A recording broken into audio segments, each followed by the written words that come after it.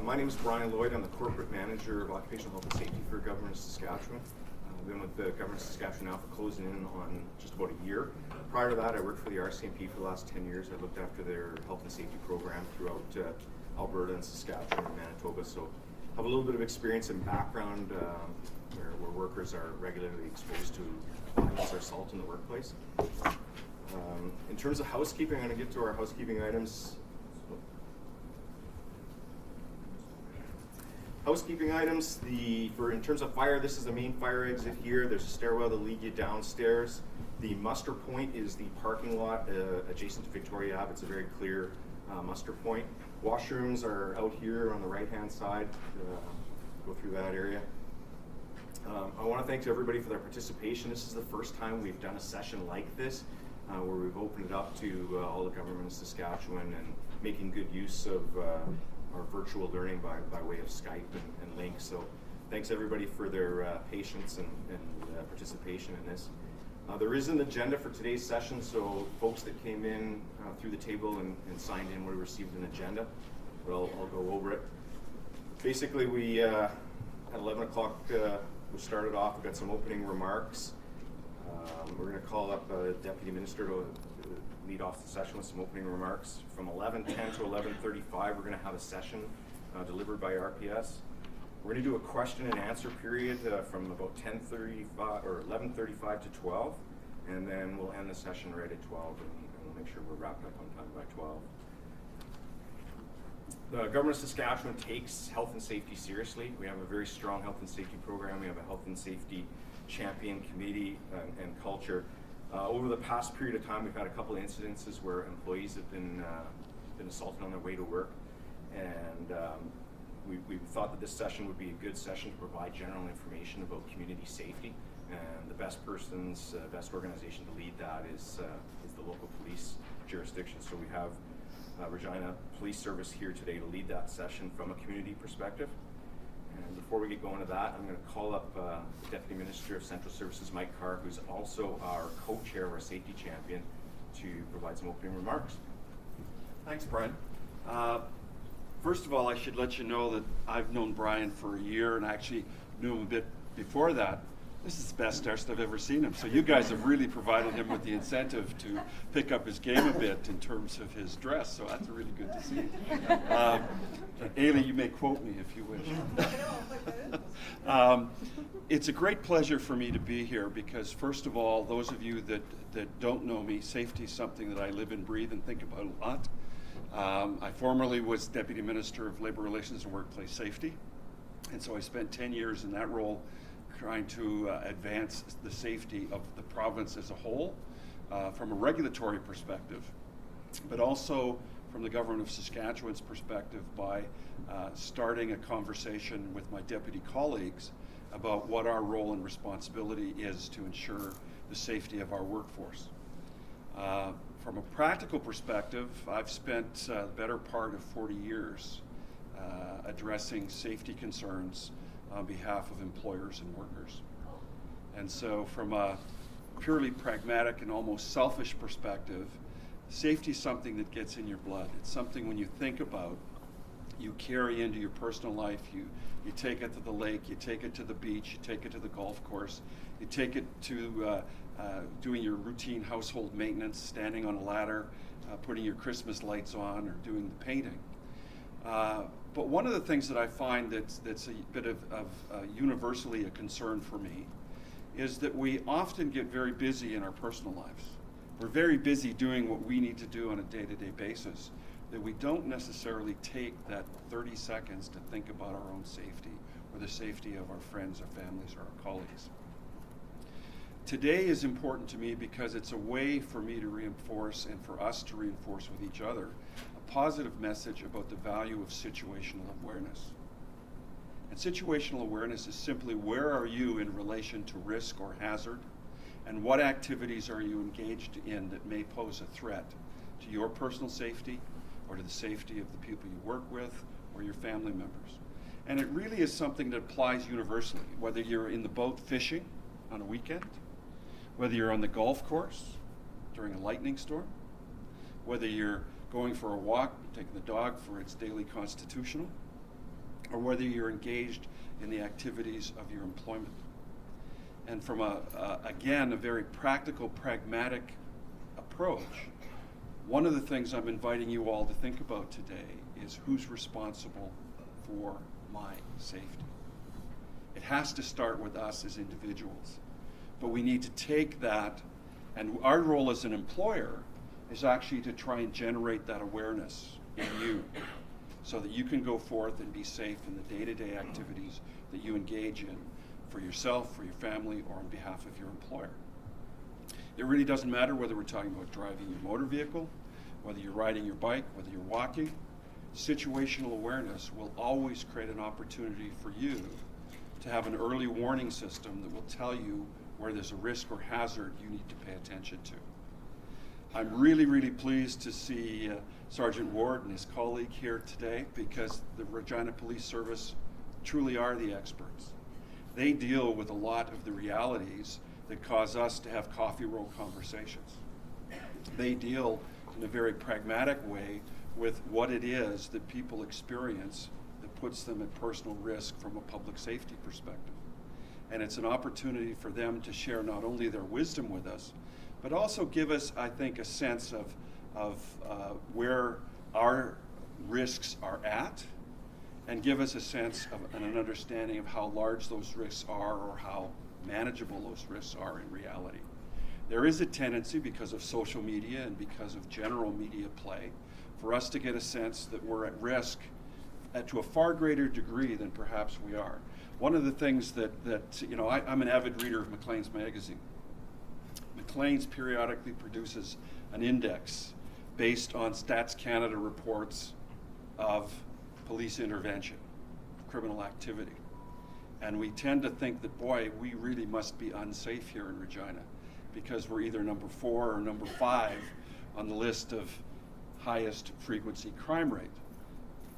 But frequency is a measure of X number of elements or incidents per standard unit of population.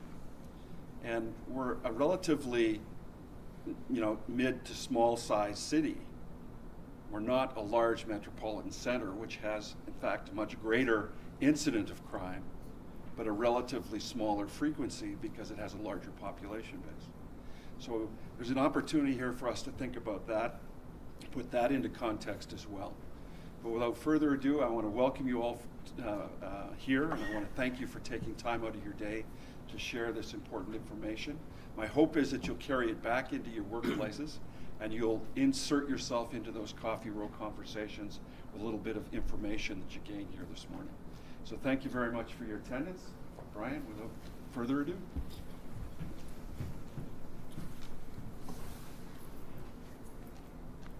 All right, thanks, Mike.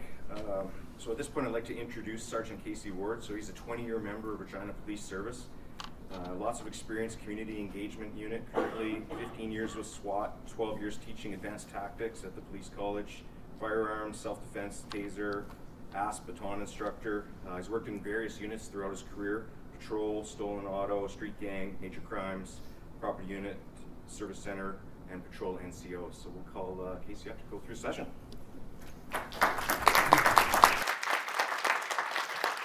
Well, as my partner said, they put me on a leash for this presentation, so I'll try to keep it out of my way. I would like to actually introduce our new corporal in our unit, Corporal Melinda Lalash. We were actually partners. That was our first partner when she got out of the academy, and now we're back working together in a community engagement unit. I first want to thank Brian and the Deputy Minister for their introductions.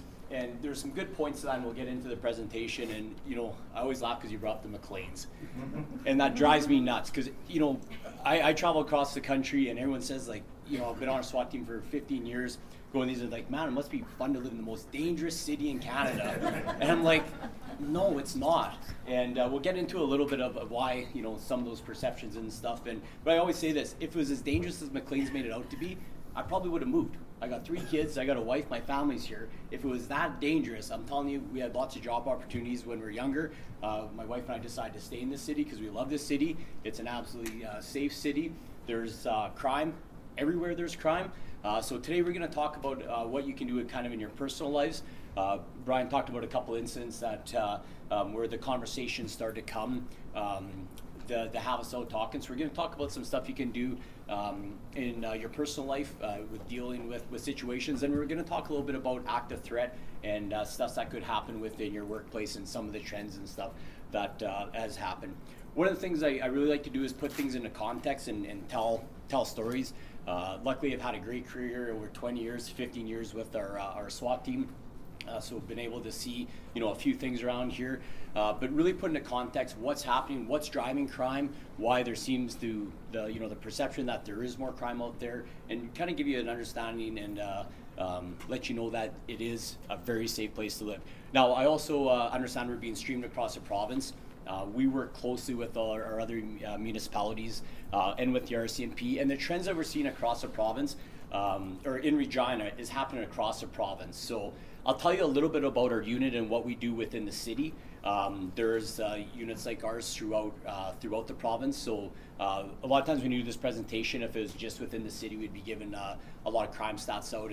But because it is a provincial-wide presentation, we're going to just kind of talk about little stats in general and some of the stuff. But what's happening in Regina is happening the same across the province. Province to province is a little bit different. When you take drugs right now, fentanyl is really, really big in BC. You're seeing a lot of deaths. Fentanyl really hasn't hit us much in the province of Saskatchewan.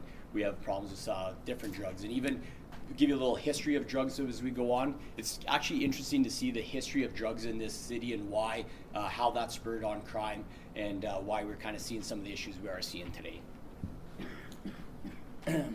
So this is an interesting one. The elements of crime, and people probably go, well, do I really care about that? If a crime is being committed against me, it's a crime. But this is where I think we really kind of put into perspective why crime does happen and why we are seeing some increase in crime and maybe a bit of increase in violent crime within the province. So we got the three elements of crime: desire, ability, and opportunity. Oh, sorry, next slide. So I'm going to skip desire for now because that's the one that I'd like to key on. That a lot of people, when they see what's under that desire, might read that, but I'm going to give you a different aspect of it that you might make you think a little bit different. So we got ability and opportunity. So ability. What we're talking about is someone wants to commit a crime. You need these three elements. If you take one of these elements out, they can't commit that crime. So the ability, the environment, is there a chance for them to commit that crime? So obviously they have to, let's say they want to rob someone. Well, they have to go somewhere where there is other people there to rob. So if you show up to an empty park, want to rob someone, nobody's there, well, you're going to have a hard time getting money. Physical. There's a lot of different types of crime. So when we're talking about usually crime against person, it could be anywhere from a purse snatching, an assault, robbery.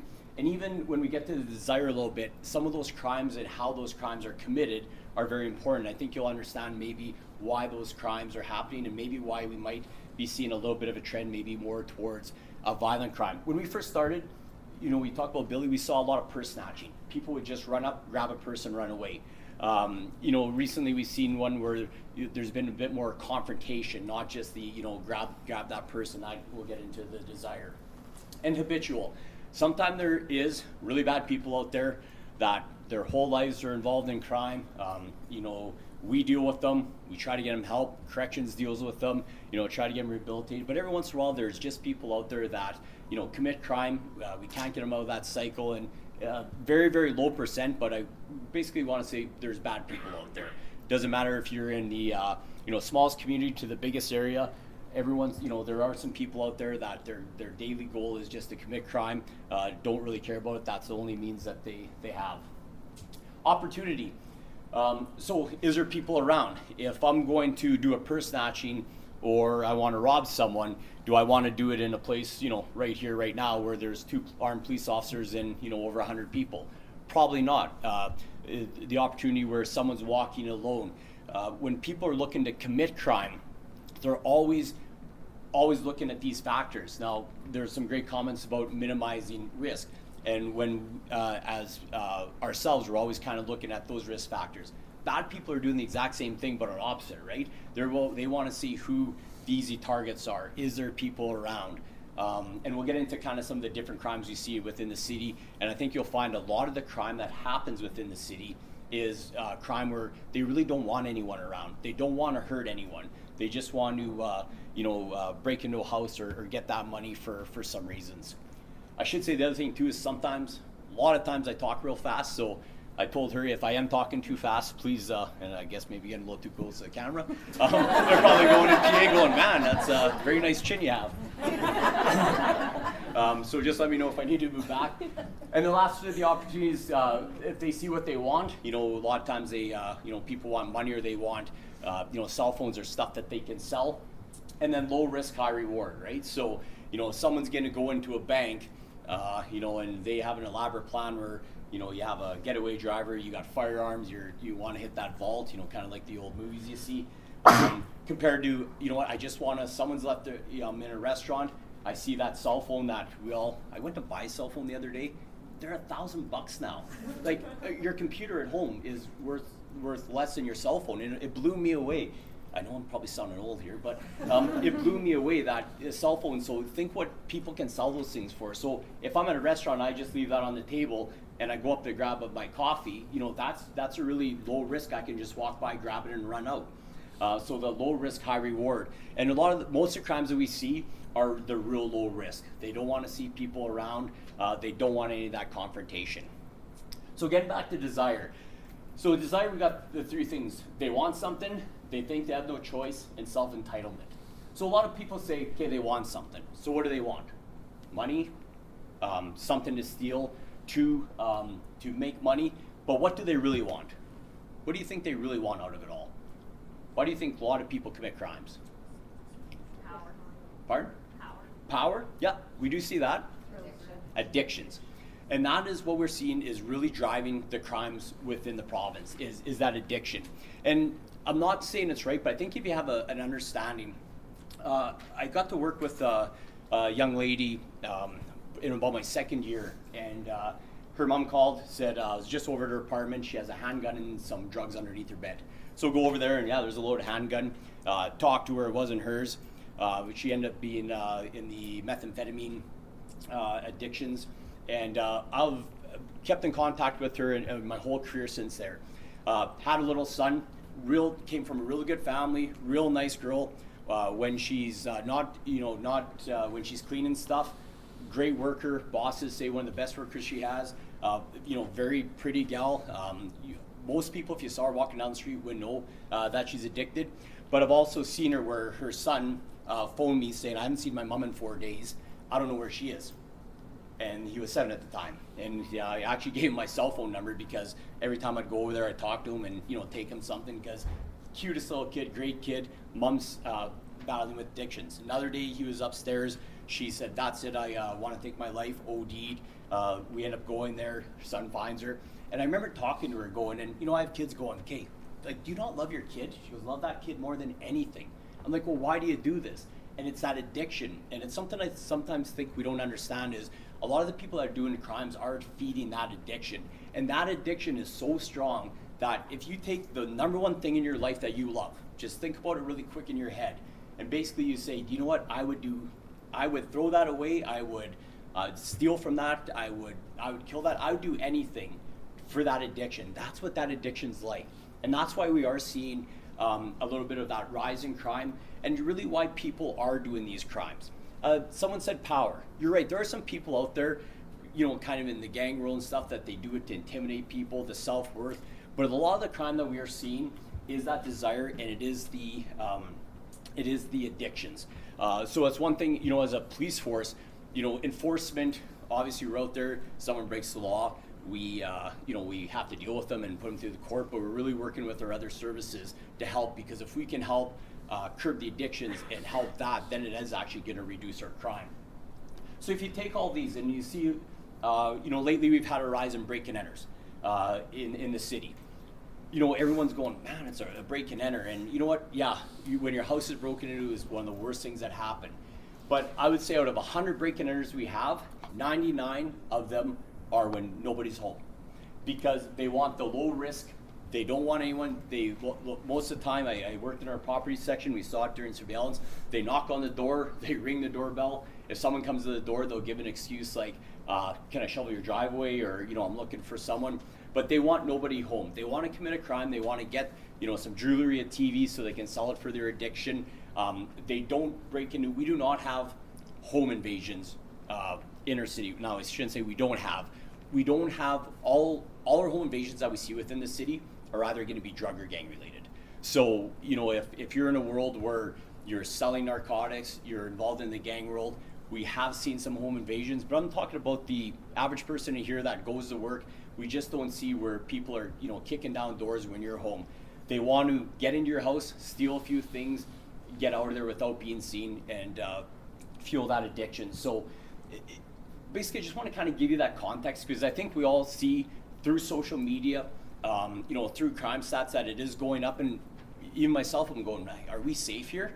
And this city is absolutely safe. And most of the crime that we're seeing, in that increase of crime, is that crime where there's no physical aspect of it. So even if some of the assaults and stuff that we are seeing with people walking around, let's say downtown and stuff, a lot of those assaults are actually with people with mental health related issues. And my little guy and I yesterday were helping out at Souls Harbor, and we walk out and there's these two gentlemen, highly intoxicated, had some mental health issues, and they're fighting right in front of us.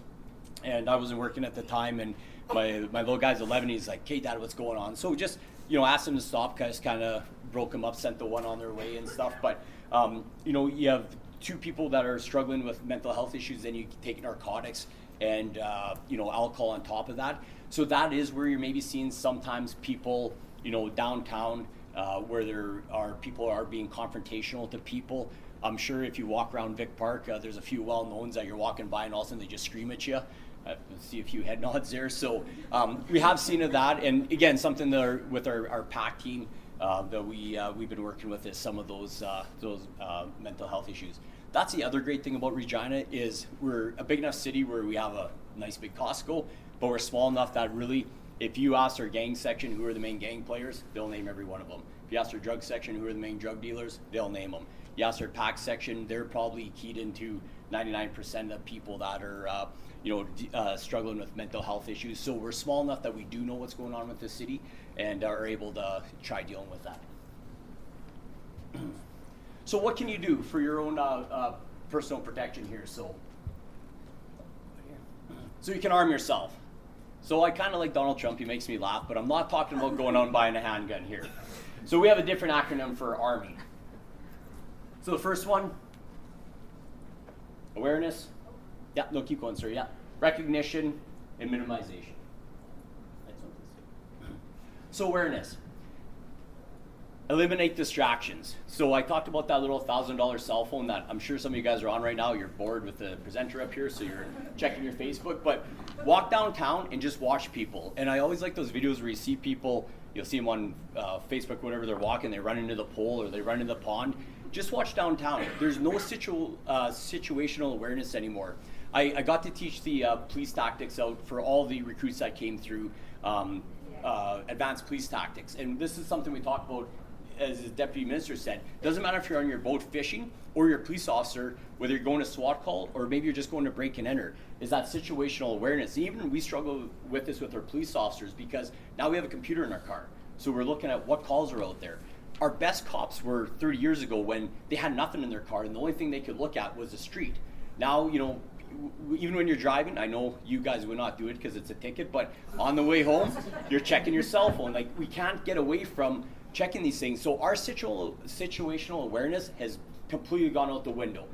Even in the police world, we see it all the time, but the public in general. Know your surroundings. This is a big one.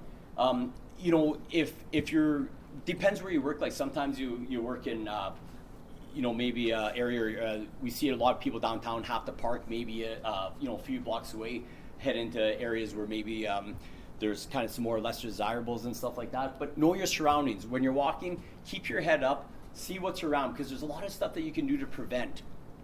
Conceal your valuables.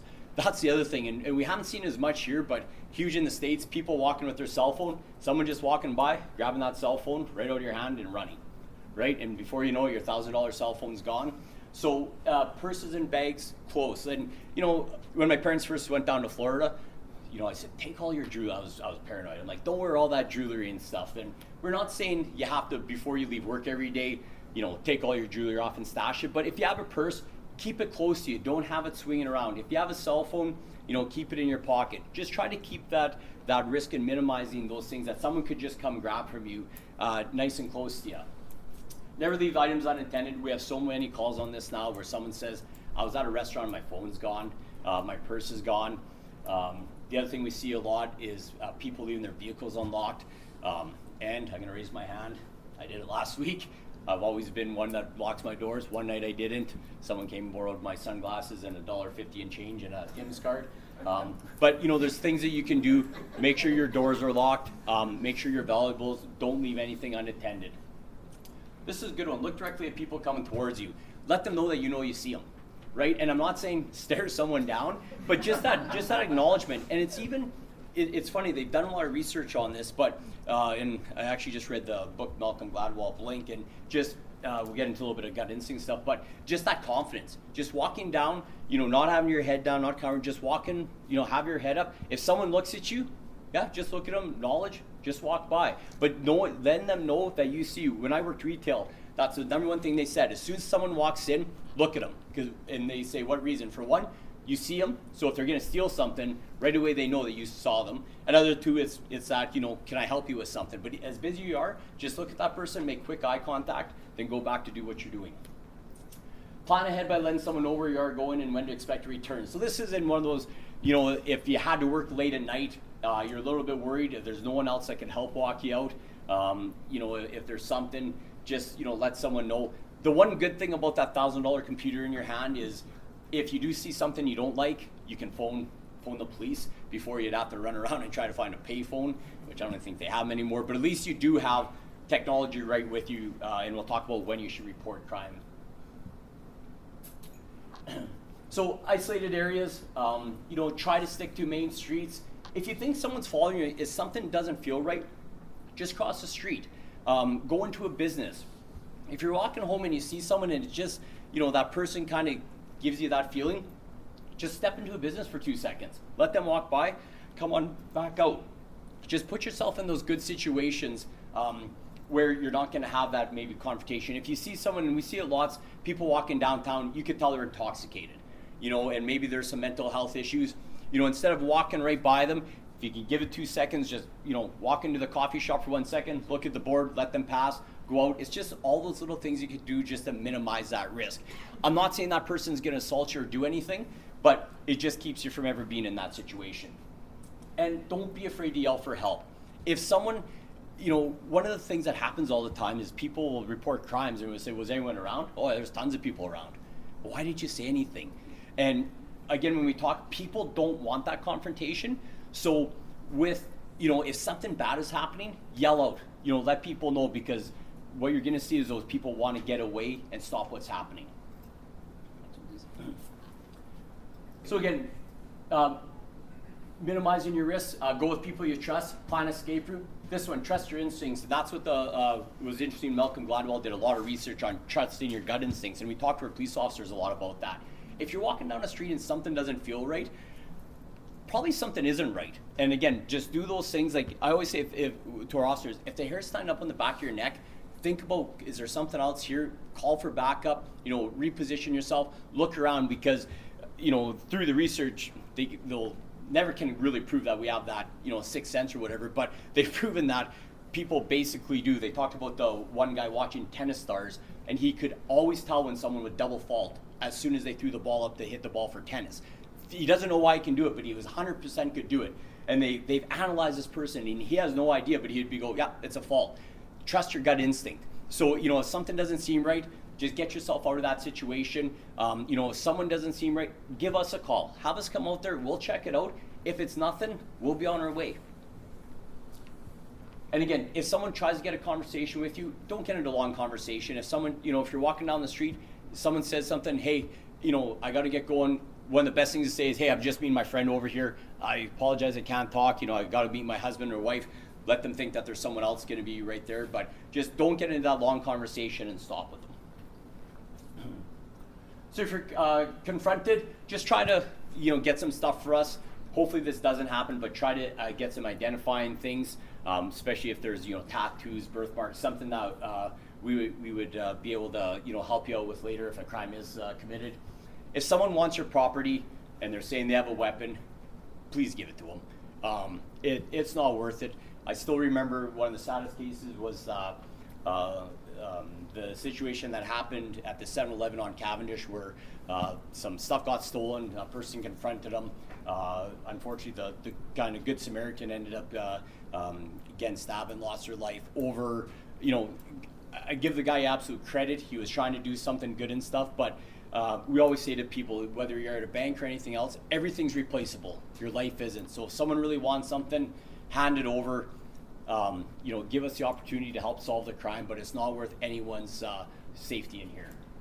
The other thing too, get into cell phones. Make sure you have all your identification of your cell phones, because that's one of the things we see stolen a lot. We can track a lot of that stuff down. Make sure you're Find My iPhones on and stuff like that, because with technology nowadays, we can track a lot of people down. Okay, sorry, I'll get rolling here a little bit. So when to call 911. So if you think there's an emergency you can't control, call us. One of the big things is if it ends up not being an emergency, don't hang up, because if we get a 911 call, we have to investigate it. Because if you think someone calls 911 and we don't see them anymore, we think, okay, have they been abducted or something? If you dial 911 by accident, just say to them, hey, I apologize. I thought this was happening, or I was dialing 411, I dialed 911. They might send someone out just to check up to make sure you're okay, but just don't hang up, especially with your cell phone, because we will be trying to track you all day, and just ties up a lot of resources. So we all make mistakes. Said my kids have dialed 911 a few times. I've done it. It's all happened. Okay. So just how to report crime, really quick. So we got, is it emergency? Call 911. If the crime's happened, it's not urgent, call 6500. This is in Regina. But also most places have online reporting. If there's something you've seen and you want to remain anonymous, Crime Stoppers is a great way. If you know something, especially in your area, or Safer Communities and Neighborhoods, SCAN. That's another place where if you're having problems or you've seen something, those are both confidential, and your information doesn't have to be released. So this just kind of talks about our downtown. So our community engagement unit has 7 members now. We work out of the Mama Wiatitin building in the North Central. And our job is basically to do presentations like this and educate community members on what is happening in the city, but also work with our key community partners to see how we can assist them better. We usually go into this a little bit more, but because it is provincial-wide, we'll just kind of keep going on. So, active threat. Obviously we've seen the trend. If you look in the U.S., how many, school shootings, active shooter situations that's happened throughout the U.S. is absolutely on a rise. It seems like every day you turn on the news in the U.S., you see that something bad has happened down there. I've been on our SWAT team for 15 years. I've responded to 2 of them, Luther High School and Belfer. One was pretty well kind of done when we got there. The other one was ongoing. But we're just going to talk to you a little bit about if some of these things happen, what to look for, and some of the stuff that you can do to help police. The good thing is, if we look at the statistics, and these are US because we don't have a lot of these within Canada. It has happened before. One of the ones that happened a couple of years ago was the Workers' Comp Board in Edmonton. There's a hostage taking there. I said we had Belfer about 4 years ago. We've seen it mostly in schools. We haven't really seen it in businesses in the city. But you see kind of the breakdown. Government's running about 10%. You're seeing it mostly in the educational institutions, some in the commerce. Education, the interesting part is actually more in the pre-K to grade 12. And there is some residents. The other interesting, there's a report that came out by one of the senators talking about violence in Canada and gun violence because of the whole gun laws that they're looking to propose and stuff. And one of the things that they're showing is most of the gun violence that's happening is either known unknown, so gang members, or and it's unfortunate. I'm not saying downplaying it, or domestic violence. So a lot of the stuff we're seeing where, especially the homicides and stuff like that, again, we're not seeing just the average person, bad things happen to them. Most of the stuff we're seeing where guns, knives, or murders are happening is either gang or drug activity, where you're in that realm where people are protecting themselves and trying to gain territory, or unfortunately in the the domestic violence world. So what is an active threat? So an active threat is active shooters individually actively engaged in killing or attempting to kill people in a confined and populated area. We've done a few presentations for some other government agencies where they had some situations, and I know everyone always thinks of active shooter, but they had some people come and just threaten them, and they didn't quite know what to do. And obviously, everyone has their own protocols, and we're not going to talk about any of your protocols, what to do, but just kind of what's going to happen if the police do respond, and some of the things you can do to help yourself out. In the most cases, it is firearms. The ones we've seen around here, the schools are firearms. The other ones were knives, pipe, and just actually just threatening. So anytime this happens, 911, we're gonna send resources right away. So before, what they used to do is at the end of the scene, wait for SWAT to come. An hour later, SWAT shows up. A lot of bad things happen. Good news is across the province, all our frontline officers are trained in active threat now, so you'll see that immediate response. So the first officers that attend to whatever that threat is, and it could be just someone has come into your business and is saying threatening things, or we get a phone call that something bad's happening. The first officers will respond and see what they can do. Most of these things, if they do turn bad, are over very, very quick. So people that want to do bad, they come in, do what they need to do. A lot of them end up taking their own life. The first, if you look at the history of it, the first ones, most of them took their own life. Near the end now, people are more starting to give up. The other interesting thing is when they're confronted by someone telling them to stop, a lot of times they do. And I know that sounds weird, but even with law enforcement lately, when they show up and say, show me your hands, put down that gun, they're basically, instead of getting a shootout, they're just dropping the gun and surrendering. But it has actually happened a lot in the U.S. with schools. Even if if someone says, hey, stop what you're doing, there's been lots of cases where they have stopped. So you have to be prepared both mentally and physically to deal with any of these situations. So the big thing we talk about is run, hide, and fight. If you can get out of that building, if you hear something, if something isn't right, just try to get out of that building, call 911. If you can't, then what you want to do is you want to hide. Try to get into your, if you have your own office, if not, try to get into office, put some furniture in front of it, dial 911. And dial 911 with good information, because as one of the issues that happened at Luther High School is you think we had cell phones were still pretty new back then, and we were inundated with cell phone calls. And a lot of the cell phone calls really had no information on it. So make sure you call if you have suspect description, what they are, where you are. We want all that pertinent information. If you do hide, you stay there until the police come. So we will actually come to your office. Doesn't matter if it's locked or not. You stay in that position, because the last thing, with Luther and with Balfour, both those were able to contain the threat right away. The problem is we have to clear that entire structure. Luther took about 6 hours, which was kind of funny because some people didn't know what was going on. So we found a young couple in the dorms that skipped class, and and another ones that we turned the corner, and you got to think, we got people with firearms and balaclavas, and we turned the corner, and there's a place where it was an open area, and he's smoking weed, and he dropped to the ground. He goes, "You got me, I'm sorry." And there's like 10 of us there, and we're like, okay, like this. It was good because we were able to have a laugh about it. But sorry, did I pull that out? We were like, okay, really, we're not here for you, but come with us. We'll get you to safety. But it takes a long time, and even with Balfour, we had people hiding for quite a long time. The other thing that happened with Balfour and is that we got there.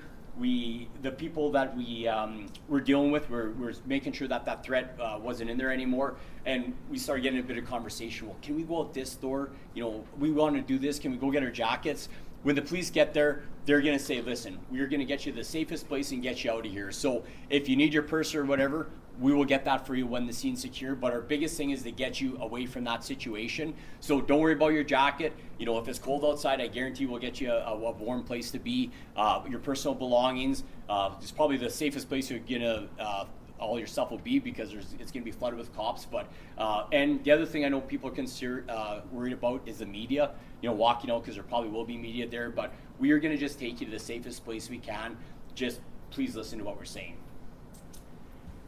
I said if there's an exit near you, try to get out of there.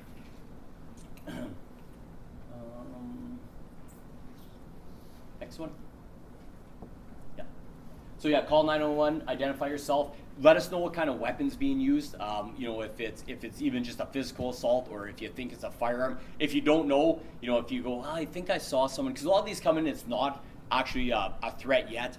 We've seen them where it's a domestic related issue where someone shows up to a business and they, you know, have a firearm or they're acting irrational. If you think it's something, just let them know so that we can respond accordingly. And the other thing too is good is sometimes they're going to tell you, just keep your phone on, because the dispatchers will listen to what's happening, try to get that information, and they're relaying that first time to our officers. So, you know, if you're in a good situation, they might say, hey, just put your phone down, put it on speaker, and leave it as it is. We talked about hiding. If you get, you know, away from glass, the open areas, try to get in offices, you know, put your desk, a cabinet up against it, try to barricade that. We will get in there. We will, there's usually a protocol through your place, whether it's a safe word or whatever. We get provided keys, other tools. We'll get in there and we'll escort you guys out. They talk, you know, the last resort is if, you know, you are confronted and it is that life and death situation, then like anything else, we always talk about the, you know, you see the mother bear with a cub, right? Doesn't matter what they're up against. If their back's against the wall and they think that cub's going to get hurt, then you got to do everything we can. But for the most part, we see with these, you know, the best resorts, just try to get out of there, you know, try to hide. These people are doing really bad things, but, you know, if for some reason you've turned around, that person's right there, you know, you do what you have to do.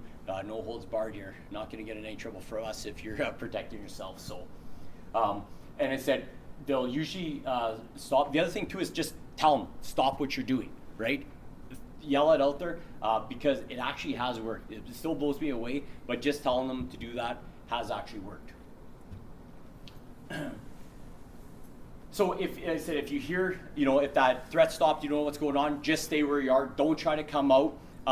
If you're in hallways and stuff, just have your hands up with your fingers splayed. We did a bit of work with a company that's doing a lot of this and stuff, and we did a lot of low light situations where people coming out, even a cell phone in your hand. One of the first SWAT calls I was on was hostage taken Oscana, and I was at the end of the hall. They'd taken a commissioner, the halfway house commissioner hostage, and we negotiated the commissioner out. It was at the end of the hall. They said, "Okay, come on out."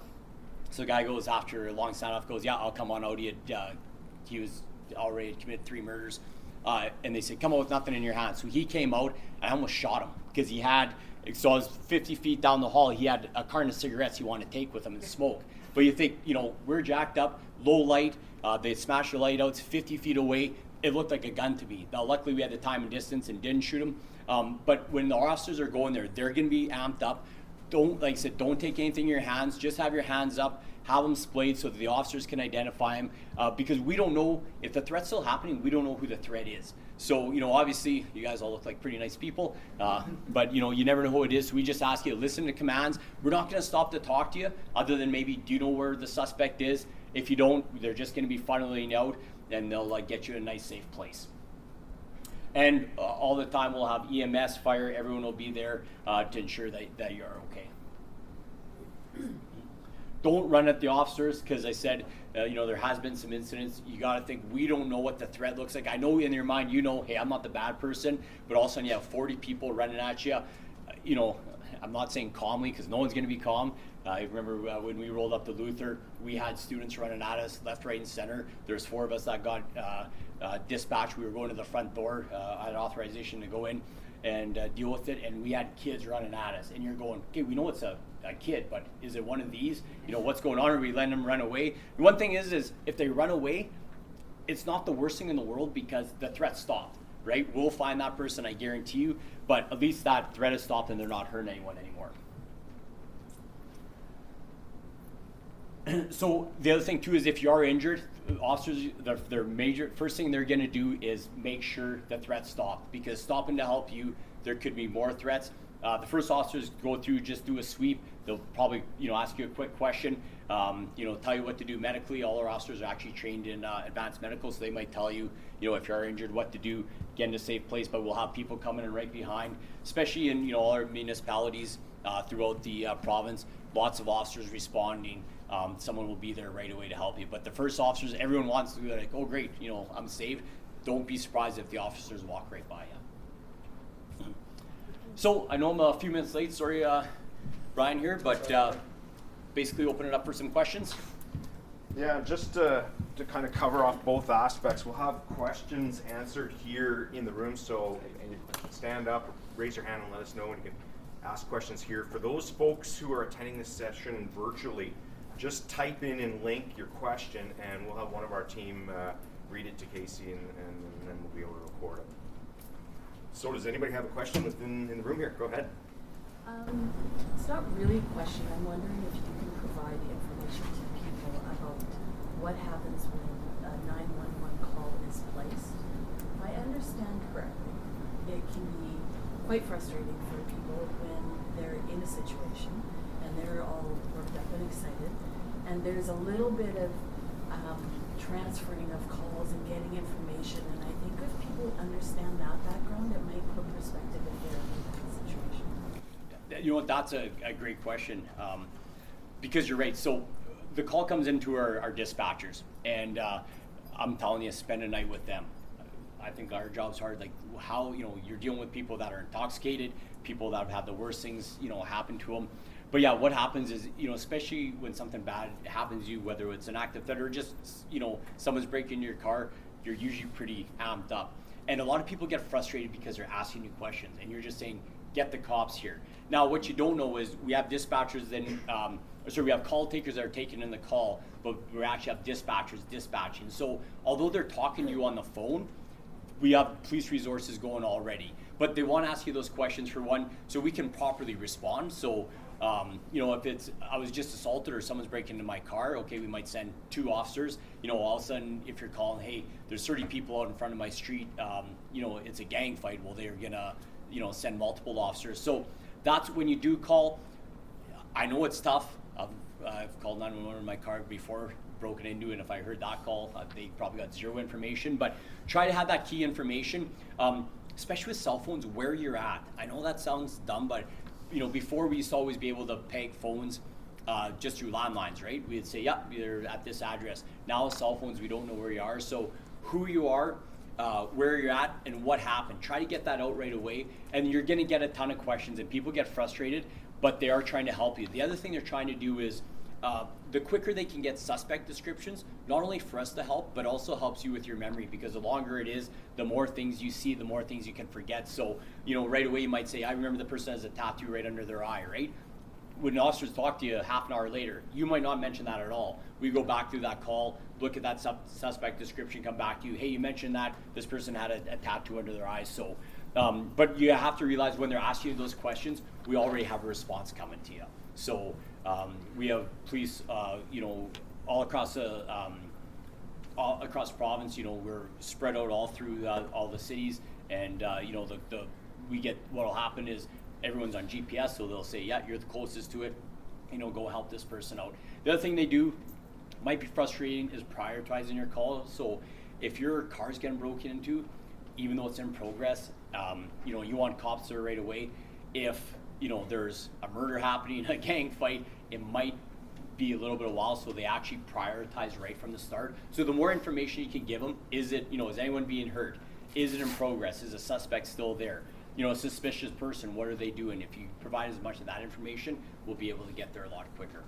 The other thing I just want to add on to that, because it's a good question, please report crime, because this is one of the frustrating things. So there's a lot of technology out there, like hotspot policing.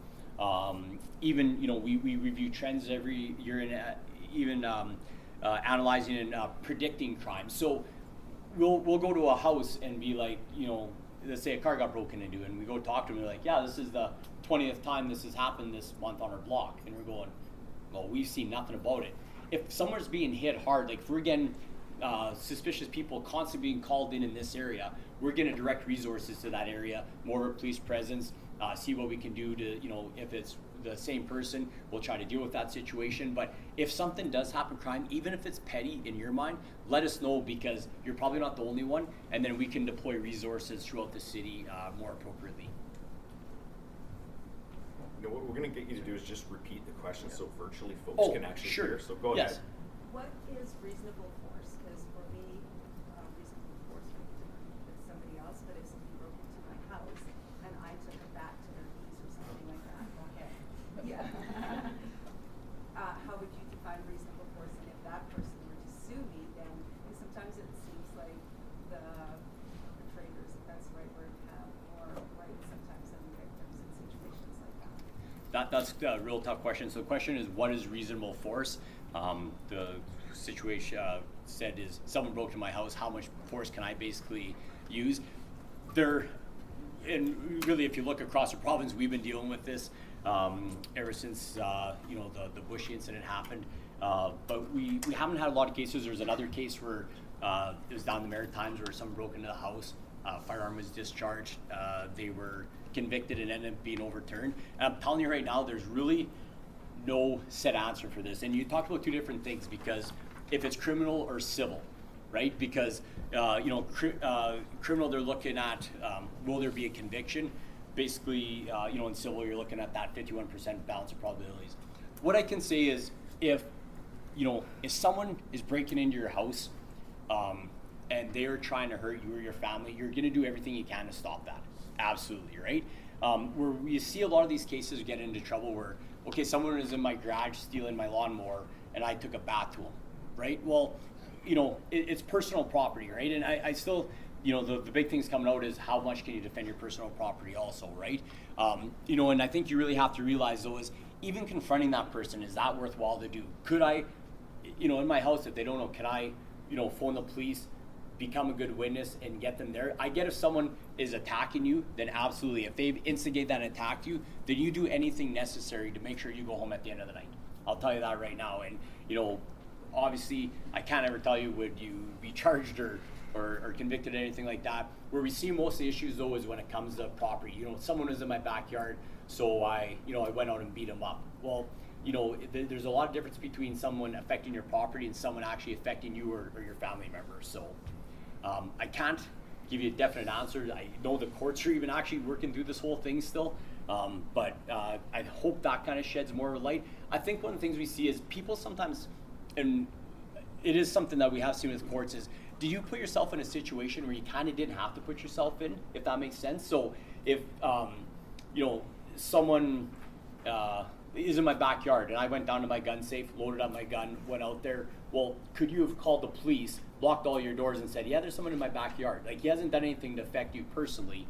So those are the things you have to weigh, but you got to make sure that you are taken care of. If you're walking down the street and someone did attack you, then yeah, you obviously have to do what you can to make sure that you are safe. Does that somewhat help? Yeah, I think It's so. a tough one. Differentiates between personal safety and property. Absolutely, right? And the thing is, too, is we always say property can be replaced. I get it, but you might think, yeah, I'll attack this person, but you don't know what that person has on. We talk about the desire and stuff like that. They might have a weapon, so it's just not worth it. Sorry, go ahead. Would you consider it more situational compared to person? I mean, like, again, if someone's attacking you, defend yourself. But like, let's say there's me, who's like 5'3", and then you're coming at me, and I take a bat versus someone maybe a little bit bigger. Would you consider that, like, would they kind of look at the situations, or would you look more at situations based on yourself and not just a general video? So because people are different. Yeah, the question was would it matter if I was a smaller person and a larger person attacked me, or vice versa? So again, we're talking about, you never know how a court is gonna deal with these things. We've seen ones where you're like, I cannot believe that person's been convicted. Like, you would just say the person is being attacked. I can't ever comment on that, but it's like we tell our officers too, right? We always, when we talk to them and we're dealing with situations, we say, like, obviously that comes into account. If I'm 6'4", 280-pound, person, they're saying, I was really scared for my life with this 4-year-old. You're gonna have a hard time convincing a jury, right? But if you're a smaller person and someone attacked you, what they're gonna look at is, do they really think that your safety was in jeopardy, right? And were you reasonable in what you had to do? The other thing we see where it gets issues happen is, okay, let's say you get into that struggle and you're able to get away, but then you stay there and give the person, 3 or 4 more licks sort of thing, right? Like, if you're trying to protect yourself to get away from a situation, I can't say all, but most courts are going to make that reasonable, but they all those are mitigating factors, right? Size, multiple people, all that. Same with our police officers, so. So we probably got time for just one more question in the room. What is the significance of the runners that are hanging over some of the power lines and people obviously frequently see them? Yeah, the question is, what's the significance of the running shoes? Usually they tie the laces together, throw them over the power lines. That goes back to LA gangs. I'm telling you, it really means nothing here. They used to say the runners signified that as a gang territory. Man, I remember in high school we had, it wasn't me, I promise, but we had people doing it because they saw it. It doesn't mean that it's a gang territory, because if you drive through most cities now, they're everywhere. It's just kind of the fad to do, right? And even to the fact that we get calls every once in a while saying, yeah, my buddy took my shoes and threw them up on the power line as a joke, right? So it came from LA, that signified, if you saw that it was a gang territory. But I'm telling you, you can drive through the city here and see them everywhere, and it absolutely does not mean that. We've even talked to our gang members. They're like, yeah, whatever, we don't do that. They'll tag more than they'll do the shoes. So they'll write their symbol or numbers for what their gang means, in spray paint or marker, instead of doing the shoes. So don't be concerned about that. Because if not, you'd have to stay in your house, because there's pretty well, unless you're in an area with no power lines. So. That's powers now in the used shoe business. Yeah, exactly. Yeah. So we do have a few more questions that have been sent in by link. We'll respond to those after. We'll get the information of that, respond back. Folks can send in questions as well after the session. Absolutely. I'm sure we can ask Casey any questions directly. Before we go running out right at 12 o'clock, I kind of have 2 key messages. One of the first ones is participants that registered and learned, there's an evaluation after this that will be emailed to you. Take the time to do the evaluation. We want to look at those responses, do an analysis, see what the benefits were to this session, is how we move forward from there. So complete the evaluations. Second part is this session is being digitally recorded. It's on link. The recording is going to be sent to the safety champions for each one of our ministries. The safety champions will roll that out. So folks who didn't have an opportunity to attend, they can go and watch the recording. And then also it's going to be uploaded onto our staff room, and we'll send out information on staff room. So when you see the scrolling news, look there, and you'll see an opportunity to be able to watch the recording and refer people to that. It's right at 12 o'clock. I certainly wanted to thank Sergeant Ward for the presentation today and his partner. It was excellent. And thank you, Mike Hart, for his commitment.